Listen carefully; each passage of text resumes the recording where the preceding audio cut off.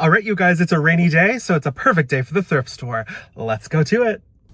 Let's go ahead and start with the bags. Keep calm and dance on with this sparkly bag. You guys, I love to start with bags. These are like just little moments of joy because who doesn't want like chains and a horse on your bag?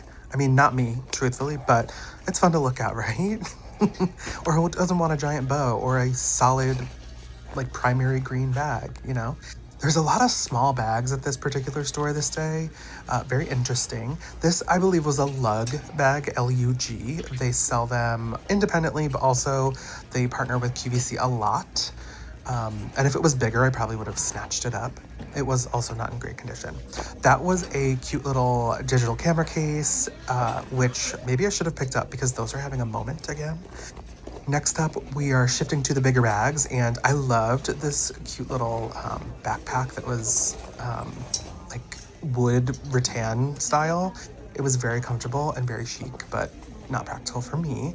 This briefcase was Pierre Balmain, as some people might say, but Pierre Balmain. And this, while Balmain is luxury, did not feel up to par. So after the bags, I was like, you know what, screw this, I'm going to the clothes. And so this first button-down shirt with a tag was a Stafford button-down, men's button-down, and that particular brand is sold at JCPenney. So for the price point that the shirt was, which was around $4.99 to $7.99, any of these shirts, that was just not the vibe. And this was an American-made brand, and I did not pick up that one either. The style was just not really there for me. Also, there were just so many button-downs. I was like, do people really wear them still? But I guess so. I guess remote work's not for 100% everyone. Next up, I went to the pants, and this particular pair of pants caught my eye. As you can see, there's like a little symbol, but I didn't recognize it, and I initially thought they were figs. So this is me struggling to find any tag inside. Turns out, nothing in there. So I Google reverse image searched, also found nothing. So I was led to believe that that's probably like a Shein or cheapy brand from China or something. So I continued on the pants, and I noticed there's a lot of like slacks, not necessarily chinos, but slacks and trousers and dress pants. Noticed there was like no jeans, which was interesting.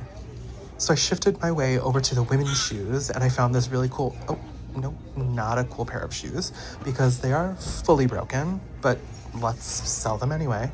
Next up, I found this really fun pair of Adidas shoes, and I thought initially they were really narrow, which they were, but they are a track shoe.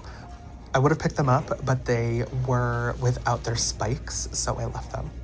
These particular heels, the leather felt really good. This brand I had not really heard of before, and I didn't love them enough to pick them up, but they were a cute little ankle booty. Who doesn't love a cute little ankle booty? And as I'm scanning, I spotted these black and white flats. They gave me Chanel vibes, except pointed instead of round toe. And then these I thought were an Eileen Fisher, but they were not. They were just, I think, Jones Studio. So once I got done with the shoes, I went over to the art / hanging on the wall section. So there was a bunch of like posters of like post-impressionist artists. So like there was Monet, Degas, things like that. Obviously reproductions, nothing of significant value, but if you wanted something like that, they were only a couple bucks. And I also love to look at the frames from time to time for my own personal use because sometimes people donate things that truly are like high quality frames, like genuine wood. It's beautiful. So next, I decided to go to the hard goods, and as you can see from the initial shot, this gives me anxiety because it's just like everything threw up on these shelves. And there's many of them, and we'll go through them. But it's really hodgepodge. This was kind of the kitchen section, and as you can see, there was like a kettle for, I think it was a Cuisinart. This was very cool. This was a disc gear, and you're probably like, what is that? I thought it was something to hold bread, because again, this was in the kind of kitchen section. So I like looked for any markings possible, and I obviously Googled it and found out this was kind of like a Rolodex for CDs. It's a vintage piece at this point, but that was very cool. You could put your whole library in there and slide per CD by alphabetical order or whatever order you wanted. There's always Christmas decorations at this particular location that I go to, so I always keep an eye on them. And then I spotted this stunning, like not quite periwinkle, darker than that, but a beautiful blue tea kettle, and it was hefty, and it was Le Creuset. We love that. But look at this, you guys. It was $2.99, but the handle was completely busted. I was devastated because it felt really nice, like weight-wise. I did actually circle back to this later because I really wanted that for the price, but there was no way I was going to be able to replace that handle and like make that work. And the pour spout was not great. This was someone's retirement glass for 2025. Shout out to all the present day retirees in 2026. Yay, you did it, you made it. And so as we're going through the aisles here, I'm just like honestly looking at everything. In the dishes and mugs, I do like to go through these because sometimes people will put a Waterford crystal glass, or sometimes it'll be a Le Creuset mug or something, or Fiesta. Fiesta is really popular in my area. So if you can ever find those in good condition, not chipped, that's really good. A bunch of these, unfortunately, were mostly like no brand listed, cheapies, old planters, maybe something from like Dollar Store, Dollar General, Walmart even. But sometimes from time to time, as I'm sure those listening have found, you can find some cool finds once in a while. So across the way, there was glassware, and I thought these were shot glasses, and those are shot glasses in the background, but these two colorful ones were actually votive holders, and I believe they were from Michael's craft store from this past summer's collection, which was very vibrant. So then against this wall is a bunch of like more expensive like electronic-y things or like one-offs. So this was an award for the world's best boss. I was trying to get it so you could see what it was saying, but it was very hard. And clearly someone did not feel they were the best boss anymore, so they returned it. They returned it to the thrift. But as you can see here, this is where screen monitors go to die because there was like 10 of them. It was crazy. And then there was these really cool Hitachi and Panasonic video cameras with a VHS tape that you used to use to record. I would have picked those up because they were only like $10, but there was a bunch of pieces missing, and I did not feel passionately enough. So next, further down the line, there's some electronics. This was a little misting diffuser. And then this find, okay, I've never heard of this particular brand, but this is like a little baby heart monitor, but you put it on their foot. I think it's so that when they're in the crib, you can like get a sense of what's going on. But it was used. I opened it. It was used, so I didn't pick it up. But that would have been a good flip because it was only a couple bucks. And then, of course, you can find a lot of old technology here. I have actually bought a brand new HP printer for $7.99. That was great. These are actually those, ladies, these are those like wax things that you can like roll on the body for when you go get a waxing. I'm definitely not buying those because I'm not trying to reuse somebody else's nasty waxer, So as we continue, there's some more hard goods shelves, and these particular ones really were filled with everything. I feel like sometimes these thrift stores are really trying to sell like trash at this point. Some of these things, like a octagon mirror, for what reason?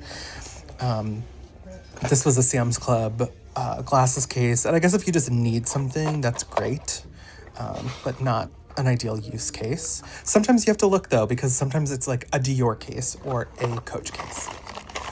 That baby item was a baby Frida, or a Frida, Mama Frida brand, which helps mothers pre and postpartum as they have their babies, depending on the situation. If that was brand new, I would have picked it up as well. I have given gifts from that brand to friends that have had their babies. And this is the glass section, but I spotted this, what I think could have been a homemade craft situation, but it was a clay or cement terrazzo plant holder, and I absolutely loved this, but the last thing I need is another plant stand in my home. or another plant. But I was done with that and I went over to the bags because who doesn't love a bag? This was a very nice cooler bag and it had some corporate branding, so I didn't pick it up. I also have enough bags on my own. Anyone relate? This, I think, was someone's stash from shopping and they were just like, I'm done. This was one crystal glass and it was Ralph Lauren. If there was two, I might have picked them up. This was a battery light, a light that you use a drill battery for like on a construction site or something. So in this particular area, there was a lot of bags. I have found that at this particular location, there's a lot of soft side luggage, which I don't quite understand, but you know, they need to go somewhere and someone can use it because they seem to be different every time-ish. So as we walk around, you can see all the DVDs and CDs and VHSs. That's just not my gig, so I skip that every time. But here we are rounding out the hard good items. We've got some bed risers, some Depends, some adult diapers. These like tiled sheets. These were actually, I almost purchased these for myself to do a little accent moment somewhere, but there was only like 3 or 4 of them and it wasn't enough to do in the space that I was entertaining. This I thought was a Vera Bradley rolly bag. It was not. It was like Travel Pro or something, but it caught my eye because it was a fun print and it was in decent condition. This I thought was like, ooh, camera. No, empty camera bag, which that was a bummer. There's, of course, some more diapers, and this I thought was a JBL. I was wrong. It was the On brand, which is Walmart's version of electronics, in-house, of course. Not the greatest quality, so I put that one back. But lots of interesting items here in the hard goods section. All right, you guys, so that is what we call a miss. But that's okay, because not every thrift store trip, you know, is gold. But I will say, I think for anyone who previously followed me or for anyone new, I'm very intentional with what I'm selecting to resell because I'm just doing it out of hobby at this point. So I don't want to like waste my time with like a dollar flip, you know? I usually like to make 2, 3, 4 times or more my money back. So it's okay if I didn't get anything, but if I found something that was like $1 and I could flip it for 20, 30, 40, 50, that'd be great. But nothing on this trip, and that's okay. But there's hope for the next. And until then, thanks for watching.